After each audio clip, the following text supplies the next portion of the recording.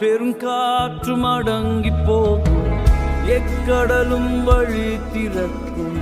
உங்க நாமம் உயர்த்தும் போது கண்மலையும் கரைந்து போகும். பெருங்காற்று அடங்கி போகும், எக்கடலும் வழி திறக்கும்.